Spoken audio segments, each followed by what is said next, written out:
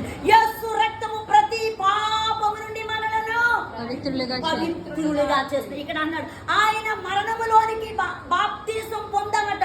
ఇప్పుడు ఆయన మరణము రక్తము చిందించడం అన్నమాట. ఆయన మరణములోనికి బాప్తిసం ఏమిటన్నట్లయితే ఆయన రక్తములో మనం కడుగబడినట్లు లెక్క. చూడండి, ఇక్కడ రక్తమని దేనితో పోలుస్తాం? ఇక్కడ రసంతో పోలుస్తాం. అక్కడ మనం ఎక్కడ బాప్తిసం పొందుతున్నాం? నీటిలో బాప్తిసం పొందుతున్నాం.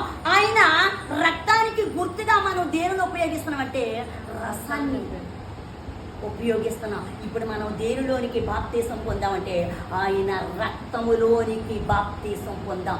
అంటే ఆయన మరణములో మనం పాలి బాపస్తులైపోయాం. మనం మరణించాం. అంటే మరణించడం అంటే ఏది మరణించిందంటే మన యొక్క పాత స్వభావము, పాప స్వభావము, లోకములు ఉండే స్వభావము ఆయనతో కూడా సిలువ వేసేసాం. దేవునికి స్తోత్రం. ఆ స్వభావము మరలా నీలో కనిపించడానికి వీల్లేదు. ఒకసారి బాప్తిసం పొందిన చాలా మంది చెప్తారు, బాప్తిసం పొందిన తర్వాత మన పాత స్వభావము నీటిలో క్రీస్తుతో కూడా ఆయన మరణంలో సిలువ వేసేసాం. మనం మరలా ఆ యొక్క పాపపు పాత స్వభావము మన మీద ఏలుబడి చేయటానికి వీలు లేదు. మన మీద ఏలుబడి ఎవరు చేయాలన్నట్లయితే దేవుడే ఏలుబడి చేయాలి.